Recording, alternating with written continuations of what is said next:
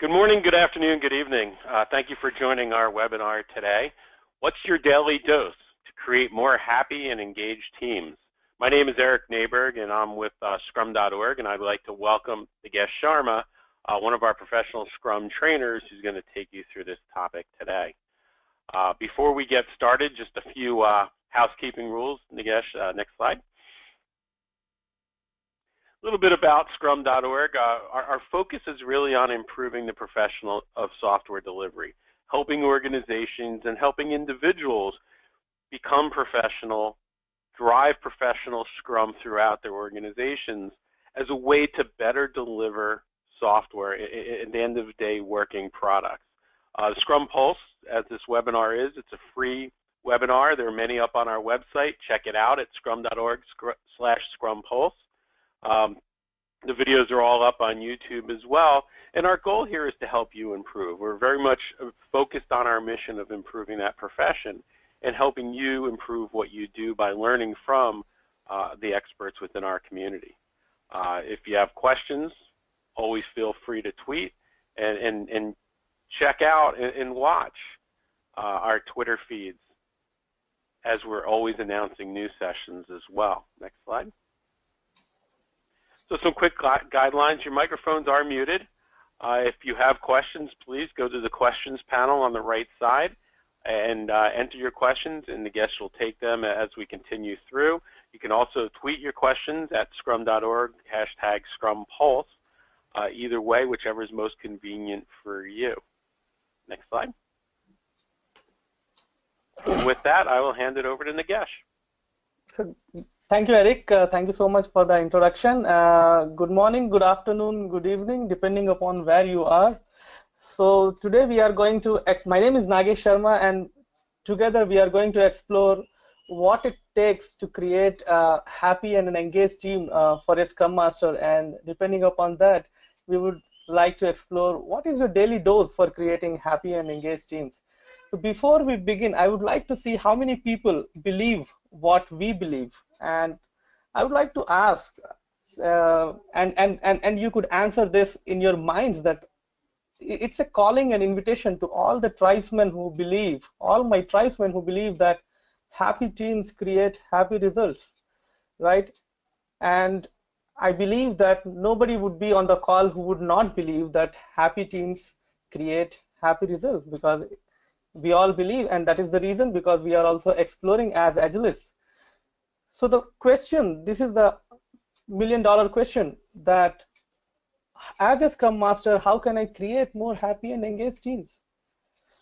So let us try to understand that. And then happiness, when it is perceived, because our brain rewards us with good feelings when we do something good, and this comes from our survival instincts, because our brain is inherited from people who survived. And this may seem obvious, but when we look closer at the huge survival challenges of the past, it seems like a miracle that all our direct ancestors kept their genes alive.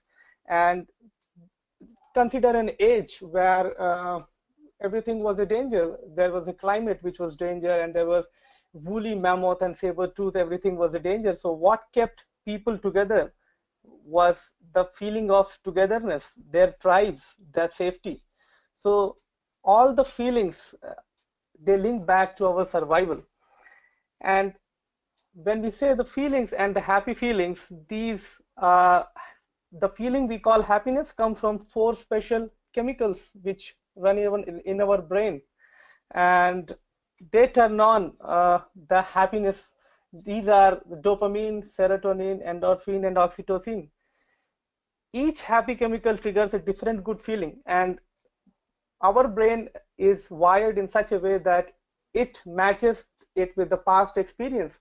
For example, that dopamine produces the joy of finding things that meet your needs. Oh, eureka, I got this feeling. Endorphin produces the oblivion that masks the physical pain. And oxytocin is produced when you feel safe along with your own tribe. And it gives a bad feeling when you feel yourself alienated away from your team. And serotonin produces the feeling of being, respected by others. So whenever we how can we create such kind of feelings on a regular basis so that the teams are more happier and engaged. Whenever a happy chemical flows, the neurons starts connecting, and we try to gain the same kind of experience, and because we want to have the same feeling again and again. However, the bad news is that you do not always get the constant boost of these happy chemicals. But understanding what is the job of each of these and how a Scrum Master can take the advantage of Scrum framework and opportunities of which the Scrum provides can help the Scrum Master to safely give a boost of these chemicals. It is like hacking into the brain and creating more happiness and engagement in the teams. So let us try to understand how Scrum provides frequent opportunities. And in the quest of that, BPSTs meet on a regular basis. We call it as a face-to-face, where we do an exchange and we learn and share from each other. In one of the recent face-to-faces, we came together in the Delft, Netherlands, and we explored how can we create more engagement. And this is what I'm going to share with you, the wisdom knowledge coming from the PhD community. So let us talk a little bit about the first happy chemical, dopamine, which is called as the feel-good hormone. Dopamine turns on when an alcoholic sees a bar, a video game player wins points, or a reward falls into your lap. But these are not so good reasons for you to make the teams happy. And the good news is you also get a boost of dopamine when you achieve a goal, when you take a small step towards a goal, which means that a team which is celebrating small experiments, and this is what I always say, that good teams celebrate success, and better teams celebrate their failures, and the best of the best teams, the great teams, they celebrate experiments. And Scrum is based upon empiricism, and it provides opportunities for teams to experiment. And if you have an environment which fosters experimentation, that kind of gives people a boost of this chemical, which is dopamine. Having PBIs sliced in such a way that the teams are able to see progress enough frequently, that helps the teams to see how well they're progressing towards meeting the sprint goal, helps the team to be on the right track. Having shorter feedback loops within the sprint. And with this, I mean that very close collaboration with the product owner. And I was working with a team, and this team had a large bunch of work, large batch sizes, and they were not able to finish anything before the end of the sprint. And the first time the product owner was looking into any work was during the sprint review. And this led to a lot of surprises. But when we made small changes, slicing the PBIs in such a way so that the product owner could be able to provide some feedback, that helped the team to be more on track with respect to their sprint goals, as well as create more collaboration among the team. So some tips which I found very useful is craft sprint goals that reflects an objective to be met in the sprint. Most oftenly, one of the pitfalls of the Scrum understanding is people create their sprint goals as finishing off the PBIs selected during the sprint, and which is not the goal itself, because a team is supposed to commit to the sprint goal. However, you can only create a forecast of the sprint backlog, and the sprint backlog is your selected product backlog items and a plan to deliver them. And when the teams equate sprint goal equals finishing off the PBIs, they lose that forecast, and they kind of not able to meet the sprint goal on a regular basis. And this is something which I discovered with one of the teams I was working with. And we created smarter goals which are not the PBI selected, but the richness of the PBIs. And in that way, that helped the team more to be in line with the business. So this is one of the chemicals which can help a Scrum Master to understand that how we can create more engagement, drive engagement inside the teams. Let us look into the second one. And before we go, I would like to take a pause and ask Eric whether there is any question from the audience yet. And feel free if you have any questions as we are progressing. No questions yet, but absolutely please, if you have questions, send them on in. Thank you, Eric. So let us try to explore a bit more about the second happy chemical, which is oxytocin, which is also known as the cuddle hormone. And oxytocin gives you a good feeling when you are with someone you trust. This again is linked with our survival instinct, where our ancestors, they used to stay together as a tribe, where everything else was a danger, and togetherness was giving them a feeling of safety.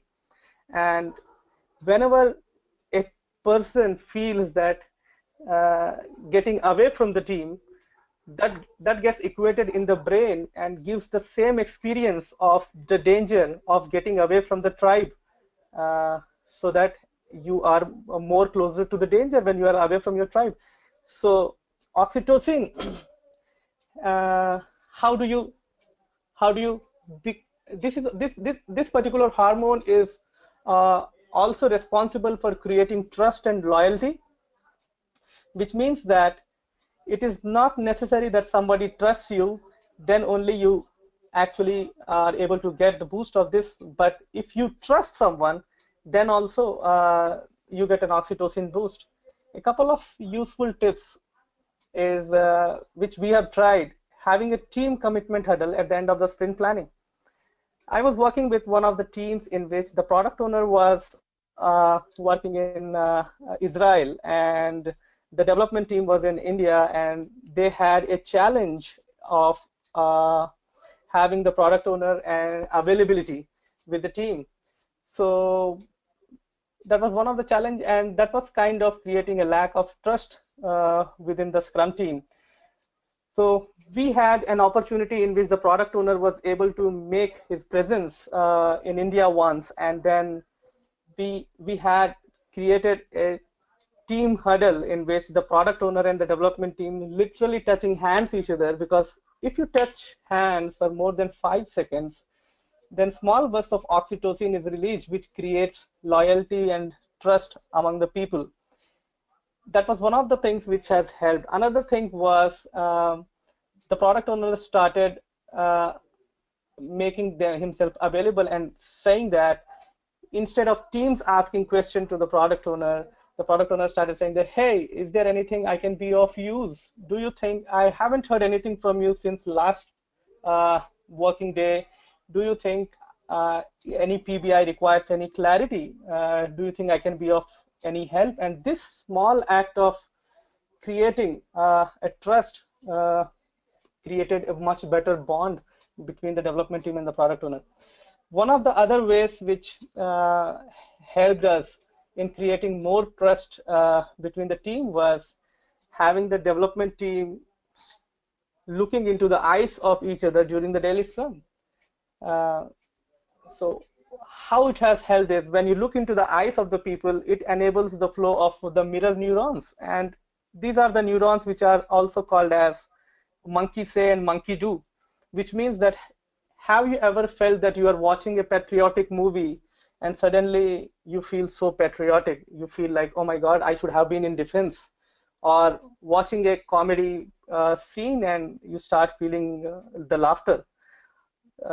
So whenever we see somebody, we start empathizing the same, because we start igniting the flow of the neurons, which starts mimicking the other person. So when a team looks into the eyes of each other, they have the sense of commitment, because now they feel the same thing. They have a collective ownership.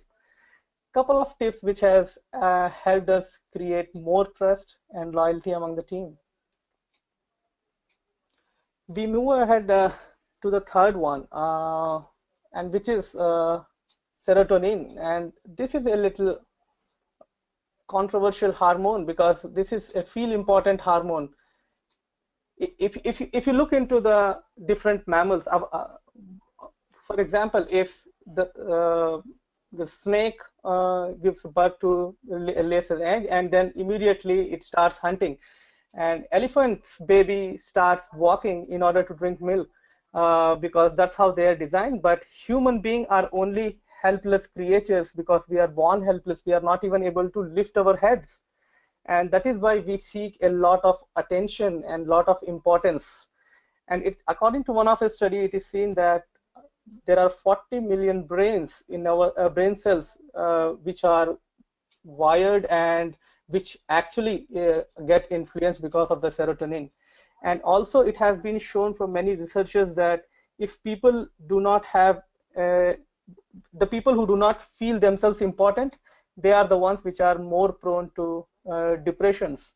So this is also one of the indications, or a tool for a Scrum Master to determine that who among the team members is feeling alienated or feeling, lonely. Because if they are in that zone for a long time, definitely they will have a deficiency of serotonin, which will make them feel depressed.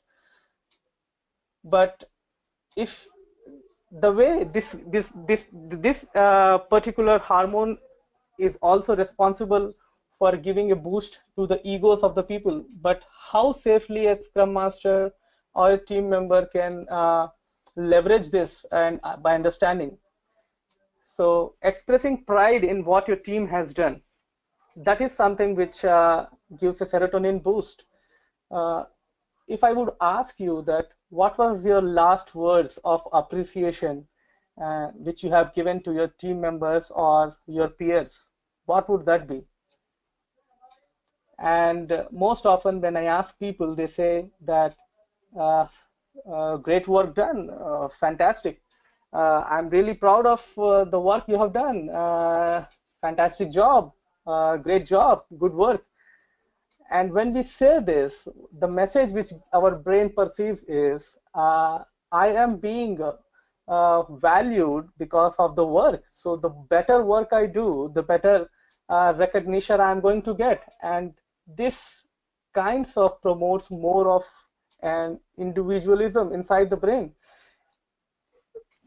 Having said that, this is not bad, but a better way to recognize would be to the person and not to the work that is being done. For example, I'm proud of the team, taking a pause and saying that because my team has been doing this, and this. So that particular 4-second pause creates a lot of impact in the team, saying that I am being respected for what I am. And social respect gives a serotonin boost, and team feels good about it. And when you are respected socially, that is when you feel yourself important. One of the ways in safely having a release of serotonin is to focus on what is in your influence and what is in your control, and making peace with something which you can't control, because there are things which you can do and there are things which you can't do. So becoming aware can really help people and a Scrum Master to say that what is that which is in their influence, which can help them give a constant release of this particular hormone. Let us take a bit look at another force hormone, which is endorphin. And I'm sure that people on the call who would be runners, who would be uh, conscious about the fitness, would be knowing about this, which is called runner's high. Did it ever happen with you that you are jogging and suddenly your hamstrings start pulling up and you feel a lot of pain and you want to stop, but then you don't stop and you still keep running? And once you still keep running, and that is when you do not feel that pain. So you get a lot of pain, and then the endorphin is released. So endorphin is only released when you exceed your limits. This was one of the hormones which helped our ancestors to get help when injured. Have you seen a gazelle being in the mouth of a tiger, and the tiger is trying to eat gazelle, and it is being injured badly, but suddenly it gets a lot of strength, and it is able to get rid of the hands or get rid of the claws of the tiger. So because endorphin masks pain, but getting pain in order to get pleasure is not a good idea, right? So what could be the uh, other alternatives? So the good news is laughing also stimulates small bursts of endorphin. A team which is creating more celebration moments, which is laughing together, which is having a lot of fun, uh, is tend to release endorphins on a regular basis. So here's a small product backlog item, which is expressed as a user story. It's, as a Scrum Master, I want my team to laugh and have fun so that the business will improve its agility. And another way is to, in order to increase the agility of the business, I want my teams to laugh and have more fun. So many a times I see this, that playfulness is seen as opposite to work.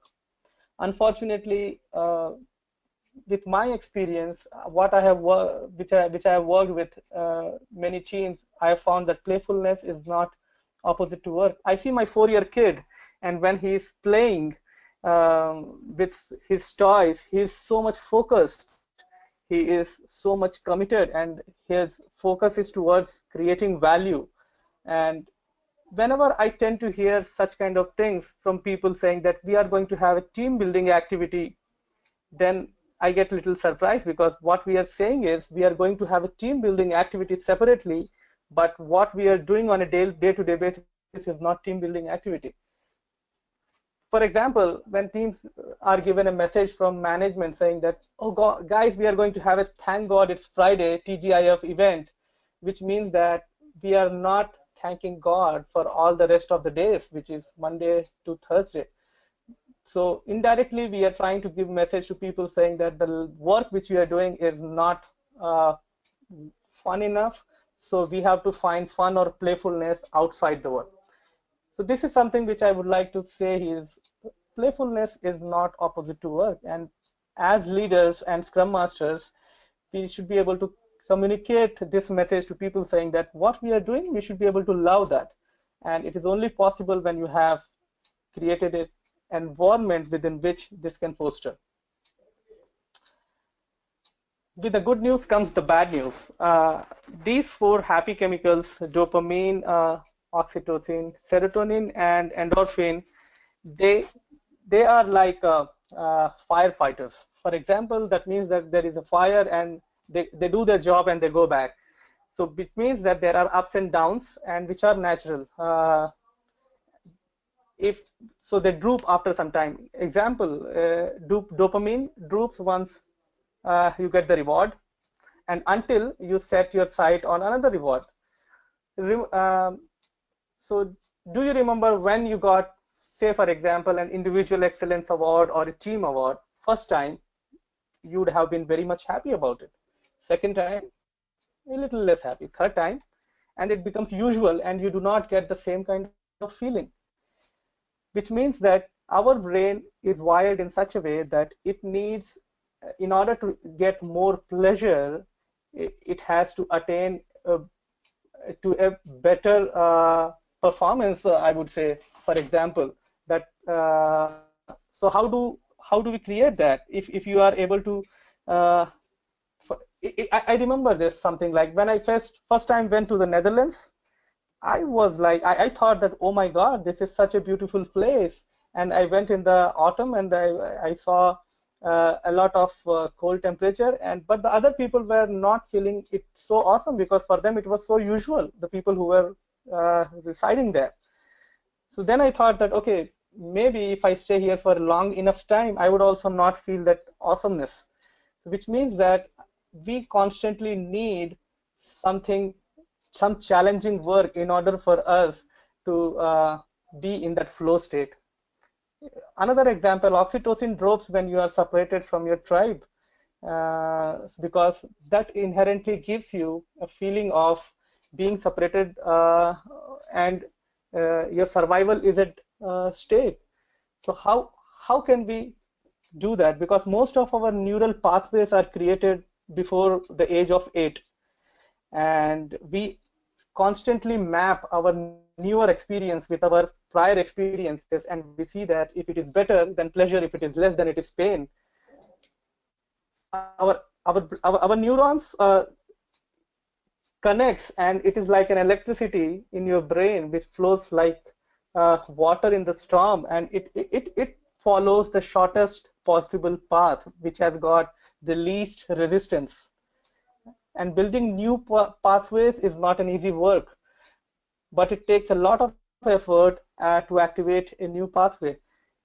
It is possible to create new pathway. When I say new pathway, it is like building new bridges on which the new vehicles can go, which means that it is possible, but it is extremely difficult.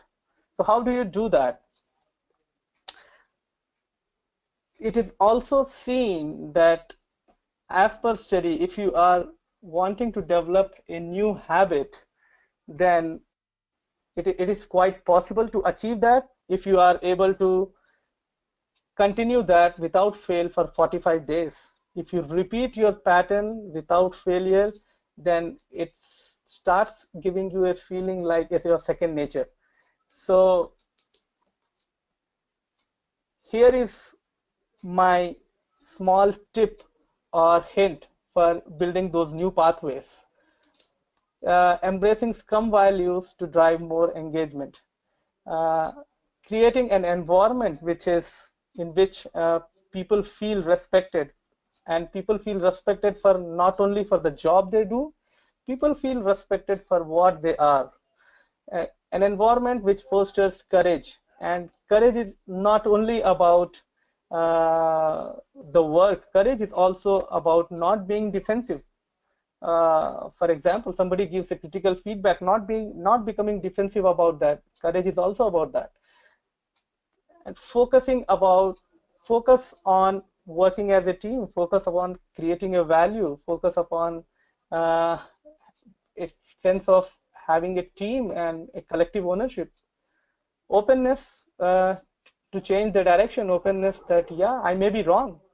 uh, Commitment is again to the framework and the values and the principles. I remember a great line from Scrum Guide, which says that the successful implementation of Scrum depends upon people adopting these values day in, day out, and that defines that. So if I have to summarize, dopamine rewards for the small efforts and step towards your goals, which means that if a team creates smart goals and they are able to leverage Scrum events like daily Scrum, where they are able to inspect their progress towards their goal and adapt their sprint backlog, which is their plan for the day, they constantly get a dopamine boost because they know that they are proceeding in the right direction. Oxytocin rewards for feeling of safety, of social support, which means that we all say that we need to create a safe environment. And this is where I get reminded of a great line which is told by one of our PhDs, Gunther, to me some time back, saying that creating a safe environment is also about allowing people to uh, do some unsafe things. For example, that what is unsafe, what could be unsafe in a safe environment is I should be able to speak my mind. I should be able to say anything in my team without any hesitation. I should be able to do more experiments. I should be able to take more spikes, research activities, more exploration, because I know that it's a fail-safe environment. If there is such a kind of an environment, then that gives you a feeling of togetherness and creates more loyalty and trust inside the teams.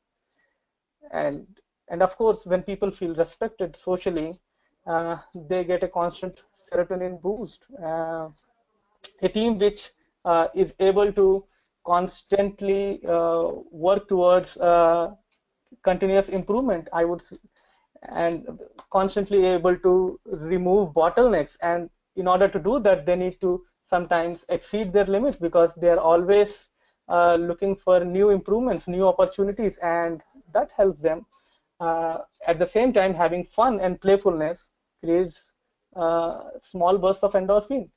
The Scrum Master who understands this can actually hack into the happiness of the brain of the people and create such kind of small moments. Uh, so I have a challenge for people on the call, and this is a 45-day challenge. I would like to challenge people who have attended this short webinar that what is your daily dose for driving more engagement and happiness in your teams for next 45 days. D for dopamine, O for oxytocin, S for serotonin, and E for endorphin. So can you take this challenge, and can you create small opportunities of these moments with your team which can drive more engagement and happiness in your teams? And that's what I wanted to say.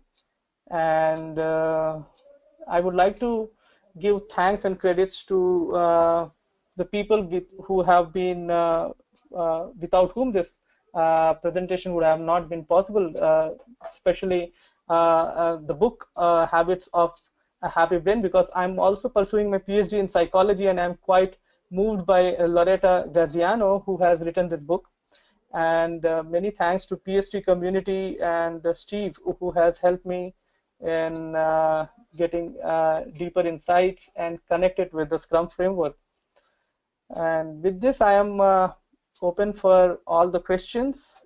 I hope this short presentation would have given you enough air to your thoughts to think how Scrum inherently is enough for creating more engagement within the teams. Eric, you have any questions? I do. So Nagesh, great job. Thank you. A few questions. First, how do you bring trust when team members are remote, right, in different places? That's a very good question. And one of the things, one of the challenges which I faced was with team members in a distributed location. For example, I was working with a team which was half of the team was in India, and two of the members were in Israel, and one member was in Netherlands, which means distributed team across 3 locations, 3 different cultures, very difficult. Oh, one of the things which has helped us, which people could give it a try, was to understand each other's culture, because one of the things I have learned is we behave in such a way, and because our business is driven by our behavior, and our behaviors are driven by our beliefs, and our beliefs are made up of 2 things: the knowledge and experience, which means that what we have learned from our environment, how we are brought up with the stories we have heard, our myths and our mythology and our culture, and that creates a lot of impact in making people's belief. Let me give you an example. So in India, people believe that in the end everything becomes okay. So, and also people believe that they are highly positive. So, and also they believe that we don't have one life, there are multiple lives. That means that there are multiple opportunities to correct yourself, and that is why most often when you ask people, for example, in email communication, and if you say that when can I expect this, people might say that soon, and by end of the day. But people on the West, they would expect more of a concrete answer, for example, like, okay, today by 5 p.m., because they have a belief that and predominantly mostly on the Greek side, when there is one life, which means that we need perfection. We want winning is important for us. That is why they want quality. So understanding each other's culture and respecting them helps us to create more trust. That's my experience.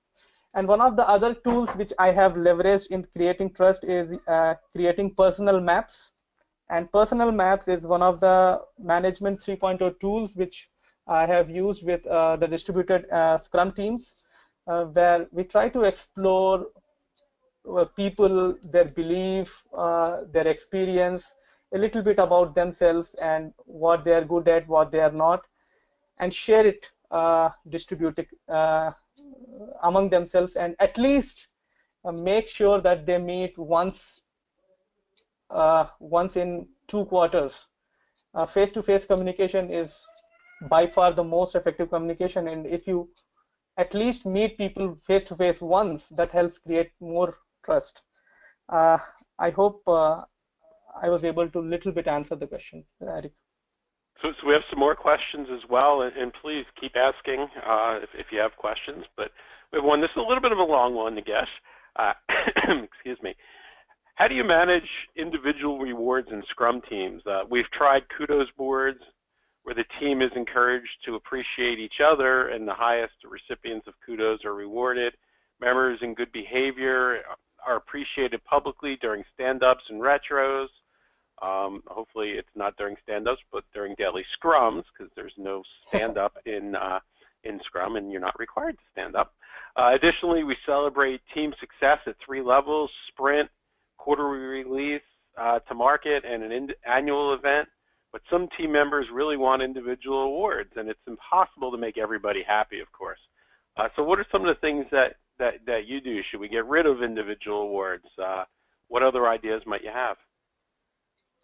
That's a great question, Eric, and I have, of course, somebody who has worked enough with the teams would face this challenge where people say that I have, in fact, some of the managers I've heard saying that we have great performers, and if you say at the end everything team, then what will happen to the people who are remarkably like the top performers? But one thing which I would like to say candidly is Scrum is a team sport, and we definitely do not want to promote the hero hacker behavior inside the team, and we need to educate people, sometimes saying that individually we can be great, but together everyone achieves more, and at the end of the day it is all the team. And so of course the kudo cards and all the things, they work well, but ultimately we need to remember that these are kind of external motivation, and what could really drive more engagement and inspiration to people. And this is what I say to people, that motivation is not lasting.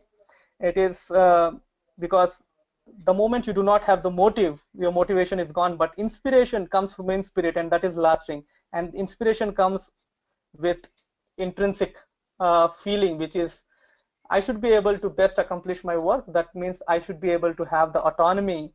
I should be able to work for a higher purpose. That means I should be able to contribute, which means that purpose is clear to me, and I should be able to see myself growing. I should be able to see the mastery. So autonomy, mastery, and purpose, 3 things which I would say which will help the team to grow from good to great if they really want to create an impact in their organization, teams, and society.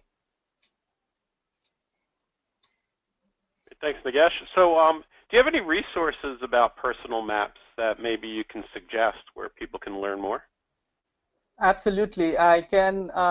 What we can do probably is I'm also thinking of blogging about this particular topic, and I can point the links to the personal maps which people can use. Would that be helpful, Eric? I think it would, yeah. That's what folks are looking for. Sure. I will do that, because I have found myself very useful, those personal maps where people try to explore more about others, and that kind of, because it is about getting to know people more, showing interest in them. And I mean, I heard somewhere and read that people are, I mean, I'm just not getting it. There are no interesting people, but so it is. I'm sorry, I just missed that. Okay, great. So it looks like we don't have any additional questions. So as Nagesh said, he'll get the blog up and point you to other resources that might be able to help you as well. If we can go to the next slide. Yeah, sure.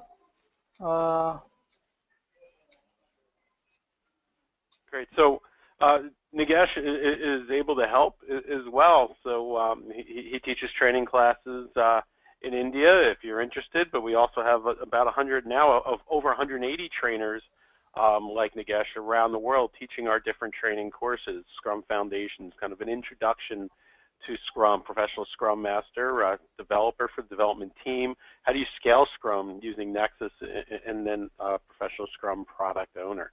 All of these materials highly tuned by our community, community sourced by the trainers, and working with Ken Schwaber, the co-creator of Scrum and our founder and chairman. Next slide. So connect with the community. We have our blog that Nagesh talked about, and he's quite a frequent author on that blog as well. Some really great resources out there. And if you have questions, join the forum. Ask those questions. People are always asking and answering, and gain that knowledge from the expertise out there. Next slide. So as I already mentioned, the blog, and there's also many other resources. You can learn about Scrum. You can watch several videos that we have, as well as post past webcasts. So with that, I'd like to say thank you. And thank you for taking the time today. This broadcast will be, or is recorded and will be posted shortly up on the website if you'd like to review it. And if you have any other questions, feel free to reach out to Nagesh directly from the website as well. With that, I want to say thank you and have a good rest of your day.